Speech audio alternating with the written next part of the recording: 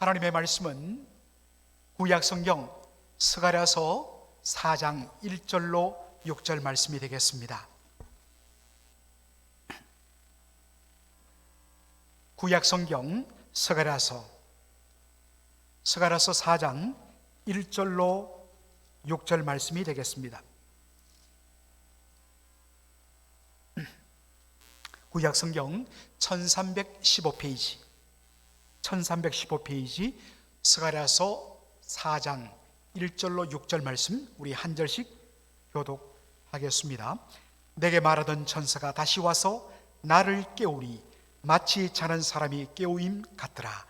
그가 내게 묻되 네가 무엇을 보느냐?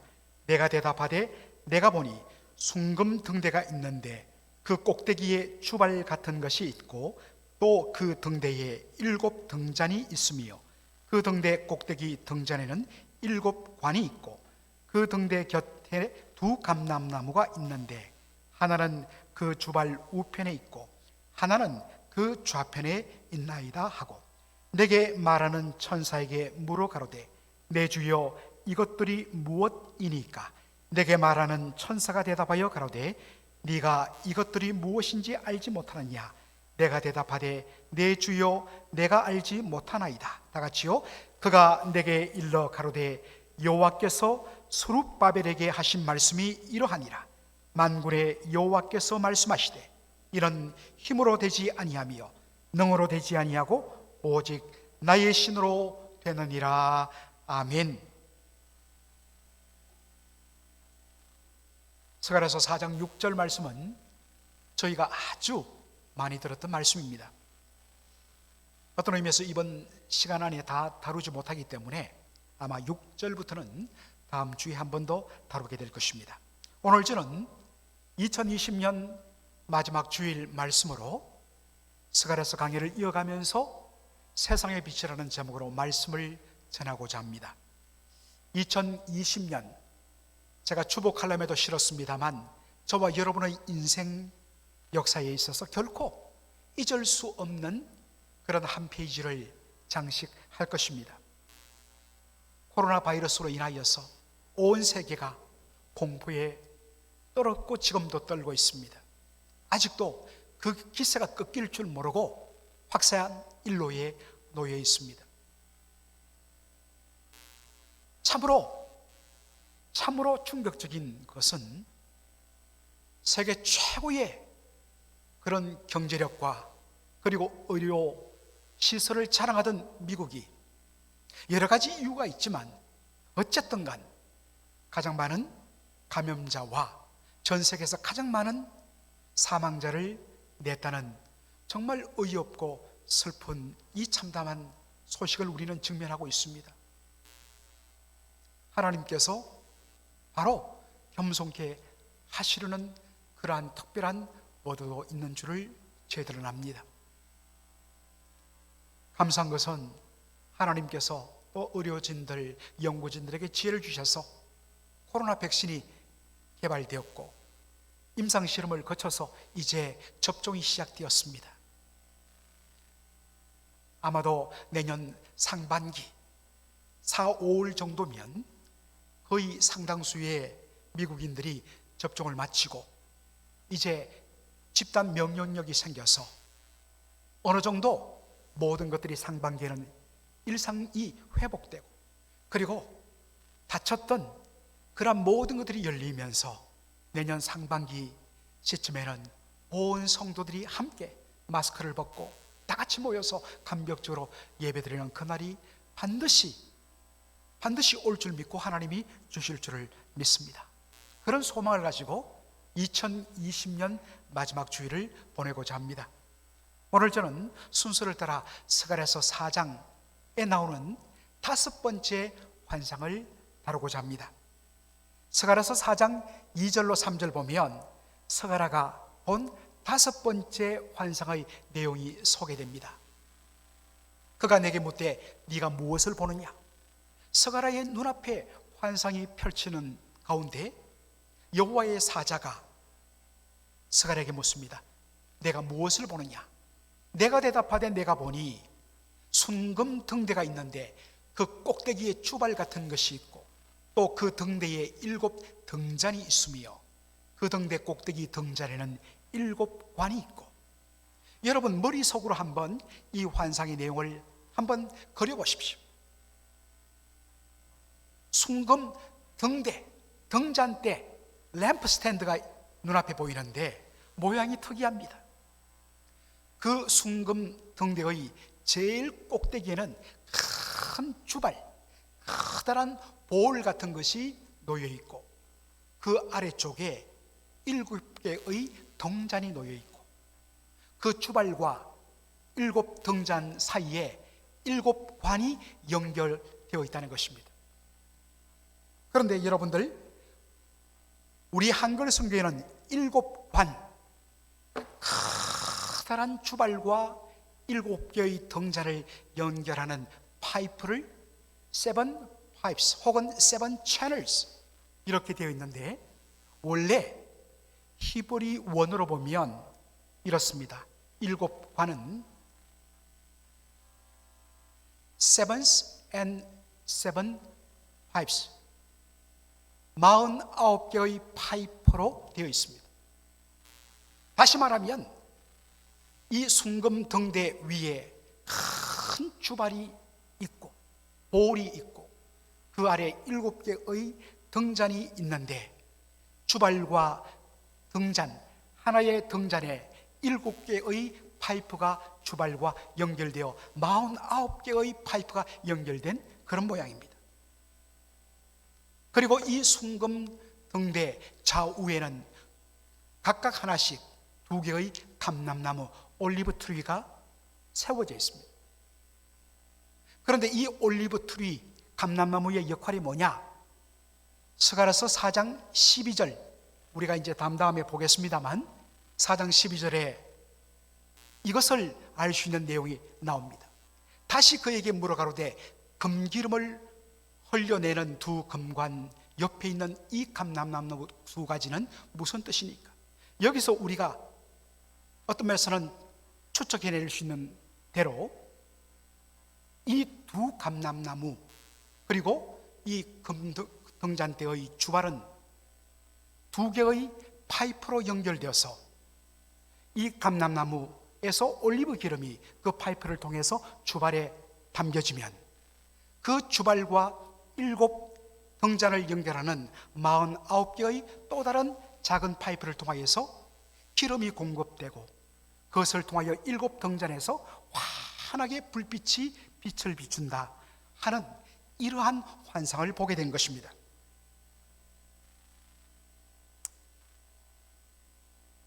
많은 분들이 스가랴서 4장에 나오는 이 순금 등대를 출애굽기에 나오는 성막에 설치된 이 순금 등대, 순금 등잔대와 같은 것으로 생각하는 경우가 있는데 모양이 다릅니다.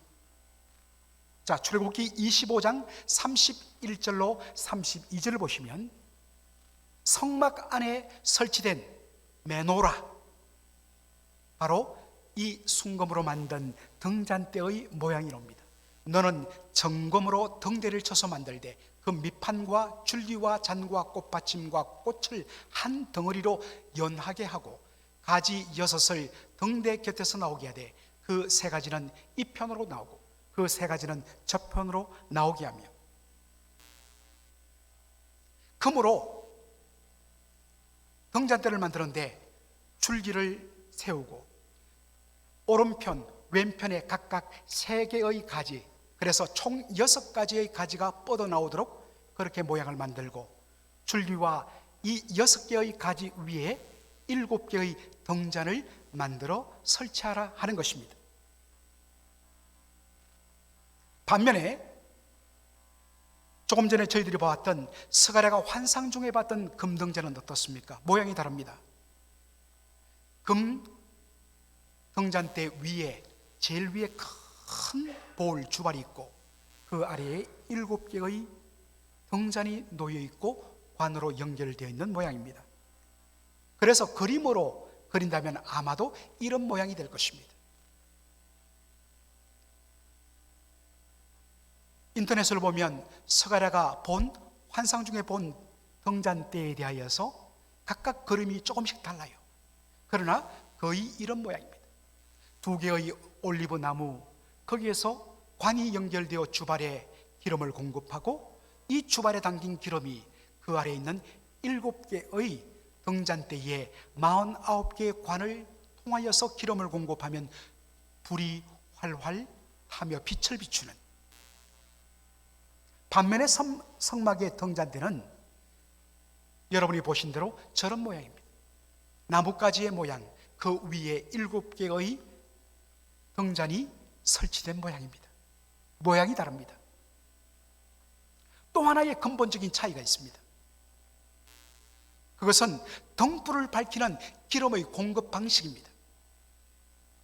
성막에 설치된 금 등잔대의 기름을 어떻게 공급하느냐? 자, 출애굽기 27장 20절로 21절 보면, 너는 또 이스라엘 자손에게 명하여 감나무로 올리브로 찌어낸 순결한 기름을 등불을 위하여 내게로 가져오게 하고, 끊이지 말고 등불을 켜되 아론과 그 아들 제사장들로 하여금 회막안 정거궤 앞 휘장 밖에서 저녁부터 아침까지 항상 여호와 앞에 그 등불을 간검 살펴보란 말입니다. 기름이 떨어지면 어떻습니까? 불이 꺼지면 빛을 비출 수가 없어요. 절대로 여호와의 성소 안을 흑암으로 만들어서는 안 됩니다. 그래서 항상 여호와의 성전에서 섬기는 제사장들은 그 등불을 주시하면서 아침부터 밤까지 등불이 꺼지지 않도록 기름이 떨어지면 또 붓고 기름이 떨어지면 또 부어서 항상 불이 타오르며 빛을 비출 수 있도록 해야 합니다. 반면에 우리가 그림에서 본 대로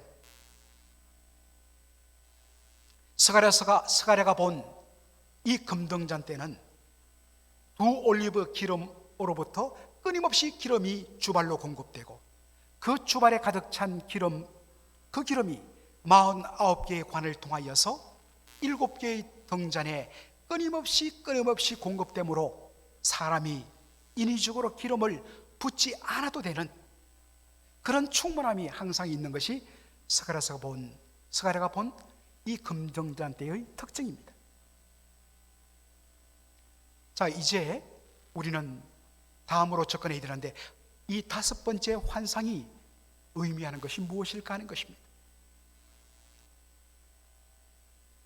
5번째 환상에 나오는 이 7 등잔이 무엇을 가리키는가? 학자들마다 정말 해석이 너무너무 다릅니다. 그러나 그 중에서 가장 많은 학자들이 공통적으로 동의하는 부분을 저도 따르는데, 그 내용이 뭐냐? 여기에 나오는 7 등잔은 구약의 하나님의 백성, 그리고 신약으로 말하면 하나님의 교회와 성도들을 상징한다는 것입니다. 그것을 어떻게 알 수 있느냐? 요한계시록 1장 20절을 우리가 보도록 하겠습니다. 내 본 것은 내 오른손에 있는 7 별의 비밀과 7 금촛대라. 7 별은 7 교회의 사자요 7 촛대는 7 교회니라. 요한계시록도 사실은 사도 요한이 밤모섬에 유배되어 있는 중에 그의 눈이 열리며 하늘에서 펼쳐지는 환상을 보고 그것을 기록한 것이 요한계시록입니다. 사도 요한의 눈앞에 예수님과 더불어서 7 촛대가 나오는데, 예수님이 7 촛대를 어떻게 해석합니까? 7 촛대는 7 교회라.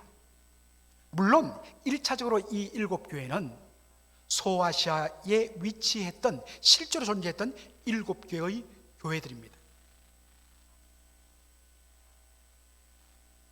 오늘도 여러분들 소아시아 터키를 방문하면 이 밤모섬에 여러분들 여행할 수 있습니다. 바로 밤모섬 맞은편에 있던 이 7 개의 교회들, 여러분들이 어느 정도 익숙한 이름들입니다. 이 7 개의 교회에 지금 사도 요한이 편지를 보내고 있습니다. 그래서 1차적으로는 7교회입니다. 그러나 여러분이 아시다시피 성경에서 숫자 7은 상징수입니다. 완전체를 가리키는 상징수입니다. 따라서 7교회는 단순히 소아시아에 존재하던 7 그 교회뿐만 아니라 오고 오는 모든 시대에 예수 그리스도의 몸된 모든 교회를 다 통틀어서 7교회를 하는 것입니다. 그러므로 7 등자는 7교회 곧 그리스도의 몸된 모든 교회요 하나님의 백성을 가리킨다 하는 것입니다.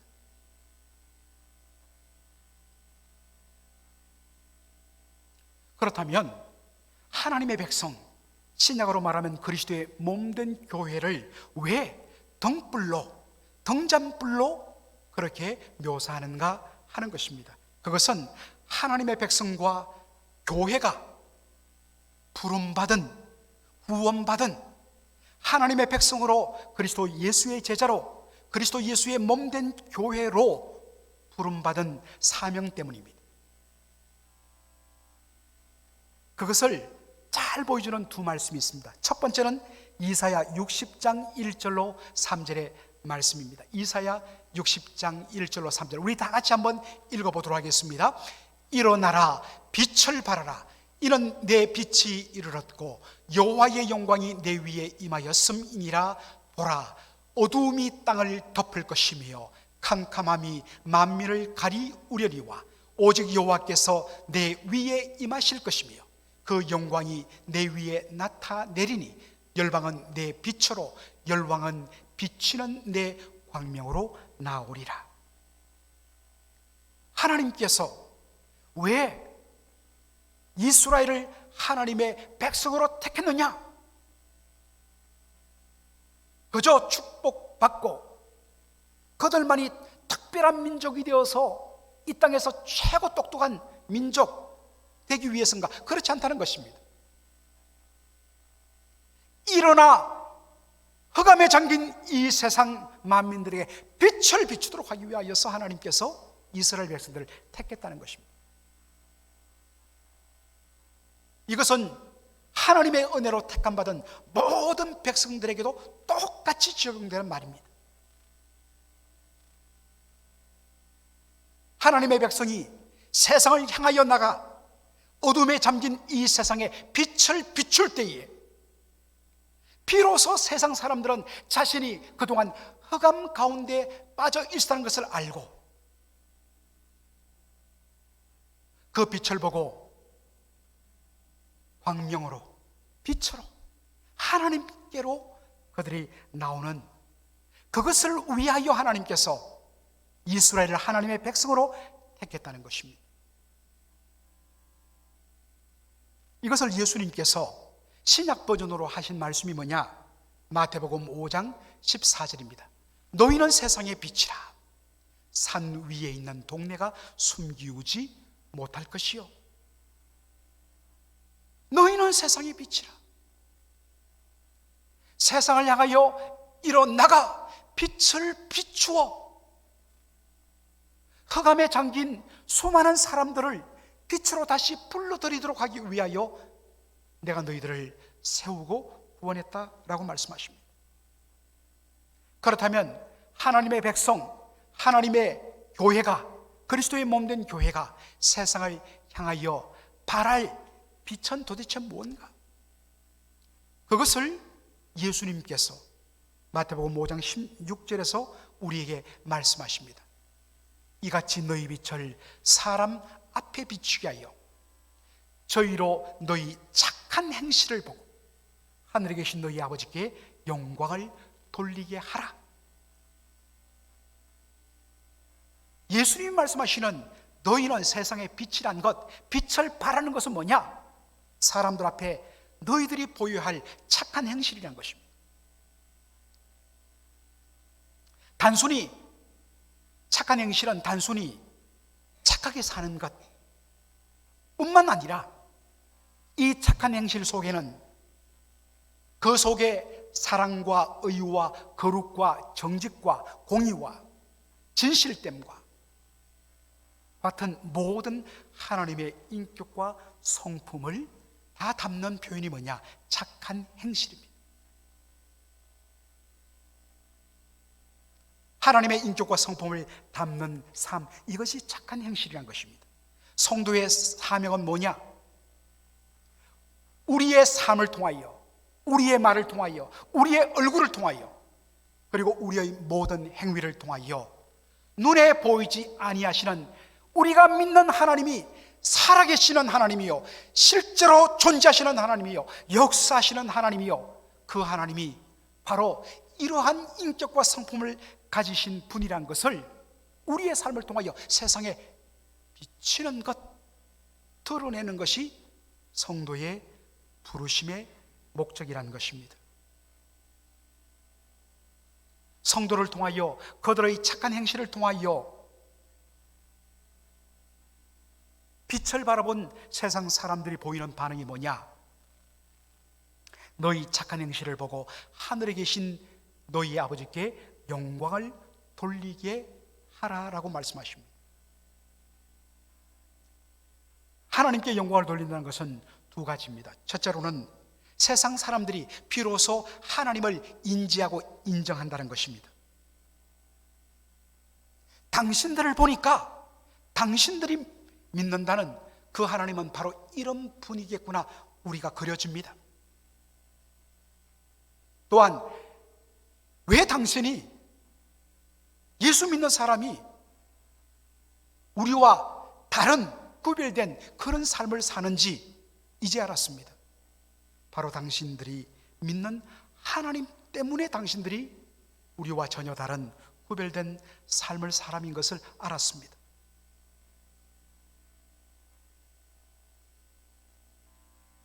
우리 자녀들이 어떤 면에서는 나가서 사람들에게 칭찬을 받을 때에 결국에는 뭐라고 이야기하겠습니까?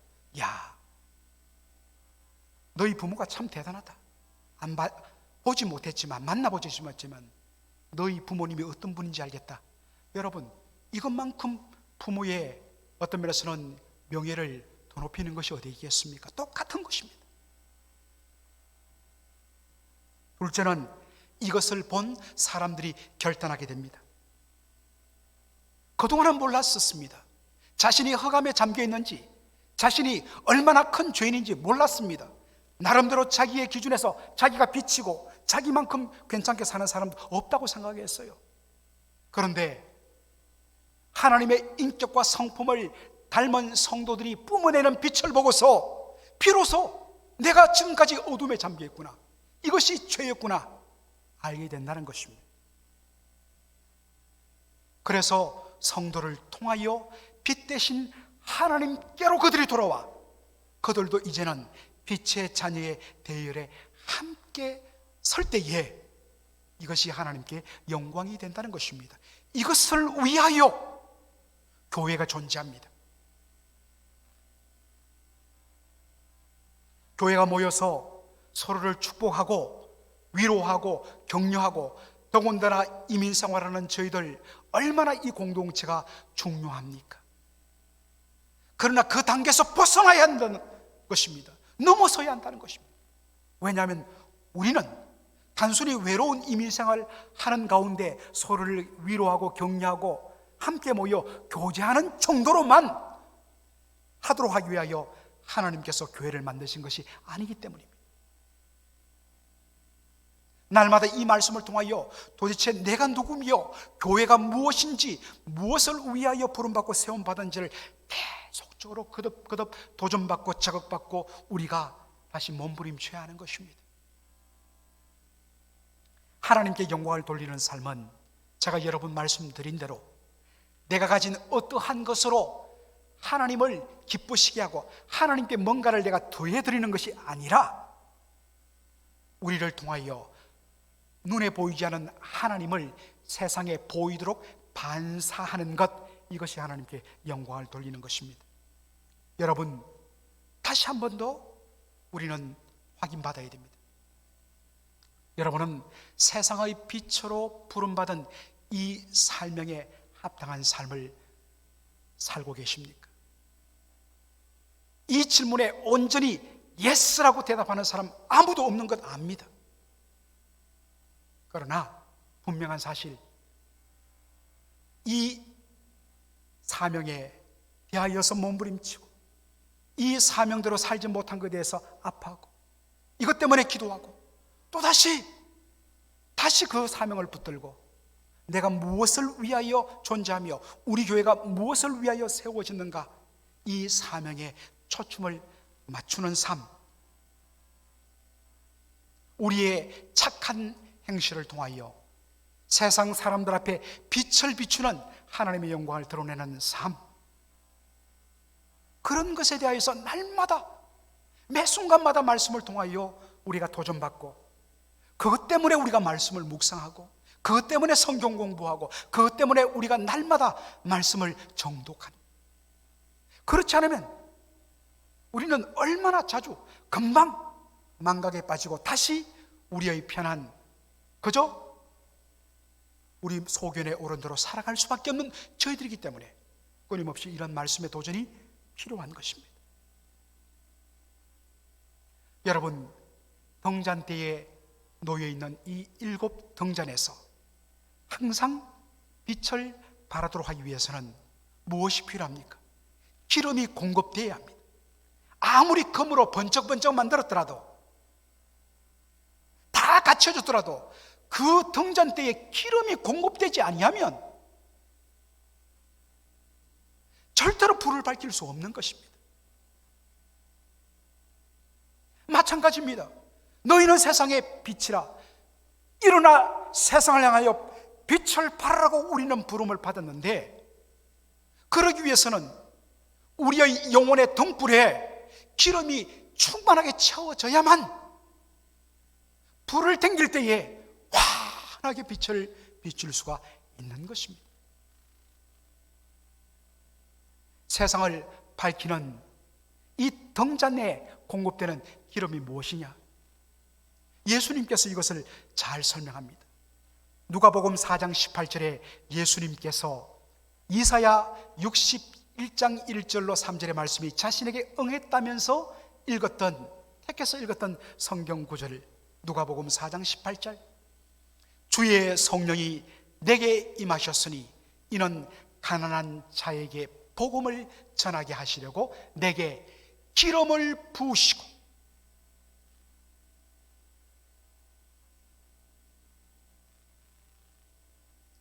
성령이 임한다는 것은 다른 말로 표현한 것이 기름을 부었다는 말로 표현한 것입니다. anointed, 기름 부음 받았다. 우리의 영혼의 등불을 밝히주기 위하여 공급되어지는 기름은 바로 성령입니다. 성령이 끊임없이 우리의 영혼 속에 충만하게 채워지지 아니하면 우리의 영혼의 등불에서는 빛을 발할 수가 없습니다.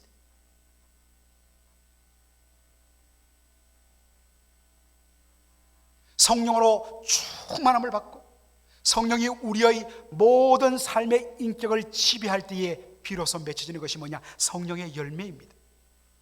우리가 잘 아는 갈라디아서 5장 22절로 23절, 오직 성령의 열매는 사랑과 희락과 화평과 오래 참음과 자비와 양선과 충성과 온유와 절제니 이 같은 것을 금지할 법이 없느니라. 여기에 나오는 사랑으로부터 시작하는 이 성령의 열매는 다른 말로 하면 바로 하나님의 성품입니다. 성령의 충만을 받으면 성령의 열매를 맺습니다. 성령의 열매는 하나님의 인격과 성품입니다. 예수님이 표현하는 식으로 말하면 세상에 비치고 착한 행실입니다. 세상의 빛을 비추기 위해서는 성령의 충만한 은혜를 받아야 합니다. 성령을 주시는 이유는 우리에게 뭔가 큰 은사와 어떤 능력을 행하는 것, 이것은 하나님께서 교회의 사명을 위하여 특별히 주는 자에게 주시지만, 모든 성도들에게 근본적으로 성령의 충만함을 주시는 본질적인 이유는 우리가 다 우리를 부르신 우리 아버지 하나님의 자녀로서 아버지의 인격과 성품을 닮아 우리를 봤을 때에 우리의 아버지가 어떠한 분이신가를 드러내도록 하기 위하여 우리에게 성령을 주시는 것입니다. 그러므로 성도들에게 있어서 끊임없이 사모해야 될 것, 주여 제 영혼의 등불에 성령의 충만함을 부어주시고 성령의 기름이 가득 차 끊임없이 성령의 은혜로 공급되어서 하나님을 아는 그 놀라운 영광의 빛을 세상에게 비치는 삶 살게 하여 주옵소서. 여러분, 2020년을 마감하면서 여러분의 영혼을 살펴보십시오. 여러분의 영혼의 등불이 지금 어떻습니까? 불이 가물가물 꺼져가고 있지는 않습니까? 아니면 아예 불이 꺼져 여러분의 영혼이 캄캄해 있지는 않습니까? 성도 한 사람 한 사람이 성령의 기름 부음을 받아 충만함으로 자신의 영혼의 등불을 켜 한 사람 두 사람의 등불이 모여 일곱으로 상징되는 온전한 등불이 모여져서 그 등불을 가지고 세상을 향하여 나가서 빛을 비추어 그것으로 말미암아 사람들이 하나님을 알고 인정하고 그들도 살아계신 하나님께로 돌아오게 만드는 이 사명, 이것을 위하여 여러분 날마다 여러분의 기도의 제1제목은 주여 성령의 기름을 부어 주옵소서. 제 영혼 속에 성령의 충만함을 부어 주시사 영혼의 등불이 타오르게 하여 주시고 빛을 비추는 저의 삶 되게 하여 주옵소서. 비록 올해는 가물가물했지만 다시 주여 성령의 은혜로 체험을 받고 2021년 세상의 여러 가지 환경이 어둡고 캄캄하고 절망과 소망 없는 그러한 삶을 사는 사람들에게 나가서 우리 안에 계신 예수 그리스도 하나님의 영광의 빛을 마음껏 비추는 그런 삶을 살게 하여 주옵소서. 결단하는 저와 여러분의 삶이 되기를 주의 이름으로 축원합니다. 아멘. 기도하겠습니다.